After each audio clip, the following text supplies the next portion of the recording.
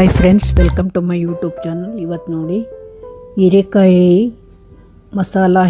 ಮಸಾಲ ತುಂಬಿ ಹೇಗೆ ಮಾಡೋದು ಅಂತ ತೋರಿಸ್ತೀನಿ. ಹೀರೆಕಾಯಿ ಪಲ್ಯನ ಇದು ಬದನೆಕಾಯಿ ಎಣ್ಣೆಗಾಯಿ ಮಾಡ್ತಾರಲ್ಲ ಅದೇ ಥರ ಇದು ನೋಡಿ. ಇದಕ್ಕೆ ಶೇಂಗಾ ಹುರ್ಕೊಳ್ತಾ ಇದ್ದೀವಿ. ಒಂದು ಹಿಡಿಯಷ್ಟು ಶೇಂಗಾ ಸಾಕು ನೋಡಿ. ಹುರ್ಕೊಂಡು ರೆಡಿಯಾಗಿದೆ.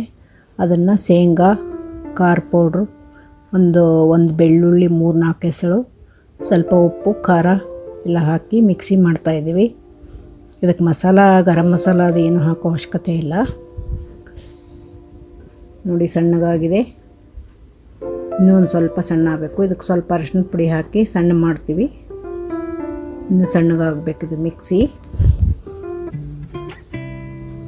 ಮಾಡ್ತೀವಲ್ಲ ಈ ಪೌಡರು ಇನ್ನೂ ಸಣ್ಣಗಾಗಿದೆ ನೋಡಿ.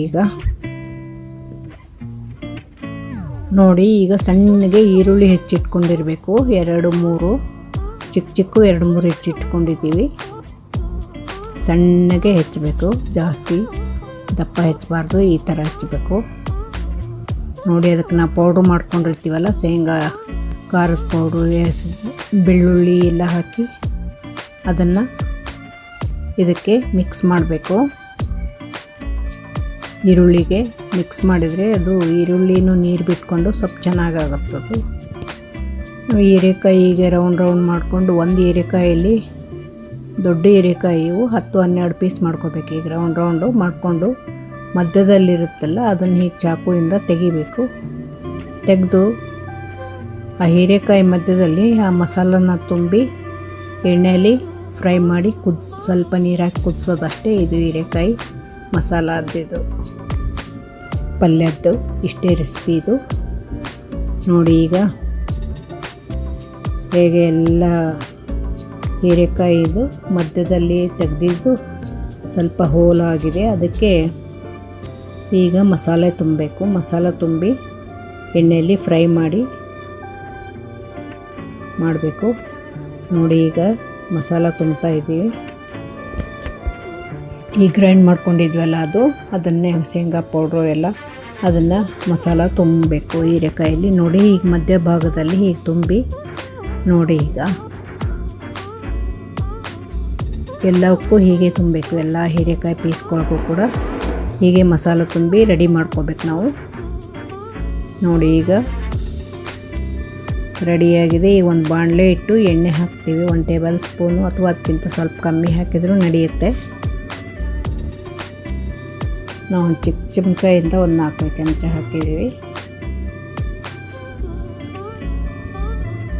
ನೋಡಿ. ಆ ಎಣ್ಣೆಯಲ್ಲಿ ಜೀರಿಗೆ ಸಾಸಿವೆ ಹಾಕೋ ಅವಶ್ಯಕತೆ ಇಲ್ಲ. ಬರೀ ಎಣ್ಣೆಯಲ್ಲಿ ನಾವು ತುಂಬಿರ್ತೀವಲ್ಲ ಹೀರೆಕಾಯಲ್ಲಿ ಮಸಾಲ, ಅದನ್ನು ಹೀರೆಕಾಯಿ ಎಲ್ಲ ಆ ಎಣ್ಣೆಯಲ್ಲಿ ಹಾಕಿ ಚೆನ್ನಾಗಿ ಸ್ವಲ್ಪ ಮಿಕ್ಸ್ ಮಾಡಬೇಕು ನೋಡಿ. ಎಲ್ಲ ಹಾಕ್ತಾಯಿದ್ದೀವಿ ಹೀರೆಕಾಯಿ. ಈ ಥರ ಮಾಡಿದರೆ ತುಂಬ ಟೇಸ್ಟಿಯಾಗಿರುತ್ತೆ ಹೀರೆಕಾಯಿ ಪಲ್ಯ. ಇದು ಚಪಾತಿಗೂ, ರೊಟ್ಟಿಗೂ, ಅನ್ನಕ್ಕೂ, 3ಕ್ಕೂ ನಡೆಯುತ್ತೆ.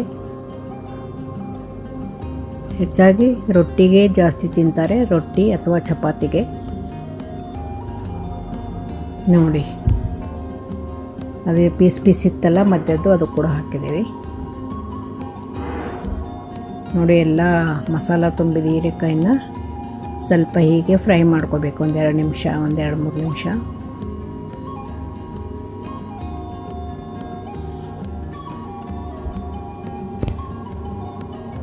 ನೋಡಿ. ಚೆನ್ನಾಗಿ ಫ್ರೈ ಆಗಿ ಸ್ವಲ್ಪ ಹೊತ್ತು ಬಿಡಬೇಕು. ಹಾಗೆ ಸಿಮ್ಮಲ್ಲಿ ಇಡಬೇಕು.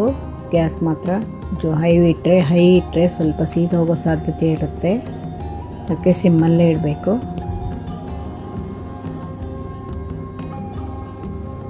ನೋಡಿ. ಮಸಾಲ ಗ್ರೇವಿ ಪಲ್ಯ ತುಂಬ ಚೆನ್ನಾಗಿರುತ್ತೆ. ಹೀರೆಕಾಯಿ ಮಸಾಲ ಪಲ್ಯ ಇದು.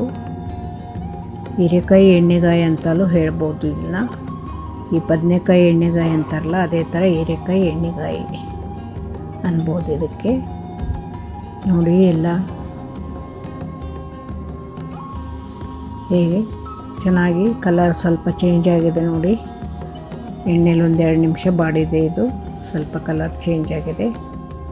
ಈಗ ಉಳಿದ ಪೌಡ್ರ್ ಇರುತ್ತಲ್ಲ ಮಿಕ್ಸಿ ಮಾಡಿದ್ದು, ಇನ್ನೂ ಸ್ವಲ್ಪ ಉಳಿದಿತ್ತು, ಅದನ್ನೆಲ್ಲ ಇದಕ್ಕೆ ಹಾಕಬೇಕು ಈ ಪಲ್ಯಕ್ಕೆ ನೋಡಿ. ಹಾಕಿ ಸ್ವಲ್ಪ ಹರಡಬೇಕು. ಅದನ್ನು ನಂತರ ನೀರು ಹಾಕಬೇಕು. ನೀರು ಹಾಕಿ ಮುಚ್ಚಿಡಬೇಕು. ಒಂದು ಅರ್ಧ ಗ್ಲಾಸ್ ನೀರು ಹಾಕಿದರೆ ಸಾಕು, ದೊಡ್ಡ ಗ್ಲಾಸಿಂದ. ನೋಡಿ ಕುದೀತಾ ಇದೆ. ಅದೇನು ಮಸಾಲ ತುಂಬಿ ಉಳಿದಿರುತ್ತಲ್ಲ ಅದಕ್ಕೆ ನೀರು ಮಿಕ್ಸ್ ಮಾಡಿ ಹಾಕಿದ್ವಿ. ನೋಡಿ ಇದು ಪಲ್ಯ ಕುದೀತಾ ಇದೆ, ತುಂಬ ಚೆನ್ನಾಗಾಗುತ್ತೆ ಇದು ಹೀರೆಕಾಯಿ ಪಲ್ಯ. ನೋಡಿ ಮಸಾಲ ಹೇಗೆ ಬಿಟ್ಟು ಚೆನ್ನಾಗಿ ಗಟ್ಟಿಯಾಗಿ ಆಗಿದೆ. ಸ್ವಲ್ಪ ಎಳ್ಳು ಬೇಕಾದರೂ ಕೊಬ್ಬರಿ ಬೇಕಾದರೂ ಹಾಕ್ಕೋಬೋದು ನೀವು ಇದ್ರ ಜೊತೆಗೆ. ನಾವು ಮಿಕ್ಸಿ ಮಾಡುವಾಗ ಸ್ವಲ್ಪ ಎಳ್ಳಿನ ಪುಡಿ 1-2 ಸ್ಪೂನ್ ಸೇರಿಸಿದ್ವಿ, ಅದನ್ನು ಹೇಳಕ್ಕೆ ಮರ್ತಿದ್ದೆ. ನೋಡಿ ಈಗ ರೆಡಿಯಾಗಿದೆ. ಗ್ಯಾಸ್ ಆಫ್ ಮಾಡ್ತೀವಿ. ಚಪಾತಿ ಜೊತೆಗೆ ಊಟ ಮಾಡೋಕ್ಕೆ ತುಂಬ ಚೆನ್ನಾಗಿರುತ್ತೆ. ಇದುವರೆಗೂ ನನ್ನ ವಿಡಿಯೋ ನೋಡಿದ್ದಕ್ಕೆ ಥ್ಯಾಂಕ್ ಯು ಸೋ ಮಚ್. ಹಾಗೆ ನನ್ನ ಚಾನಲ್ನ ಸಪೋರ್ಟ್ ಮಾಡ್ತಾಯಿರಿ, ಲೈಕ್ ಮಾಡಿ, ಹಾಗೆ ಶೇರ್ ಮಾಡಿ. ಹಾಗೆ ಚಿಕ್ಕ ಚಿಕ್ಕ ರೆಸಿಪಿಗಳನ್ನು ಹಾಕ್ತಾಯಿರ್ತೀನಿ. ಡೈಲಿ ಏನು ಮಾಡ್ತೀವಿ ಅದನ್ನೇ ಹಾಕ್ತಾಯಿರ್ತೀನಿ. ನೋಡಿ ಎಲ್ಲರೂ ನಮ್ಮ ಚಾನಲ್ನ ಯಾರ್ಯಾರು ಸಬ್ಸ್ಕ್ರೈಬ್ ಆಗದೆ ನೋಡ್ತಾ ಇದ್ದೀರಾ, ಎಲ್ಲರೂ ಸಬ್ಸ್ಕ್ರೈಬ್ ಆಗಿ. Thank you very much.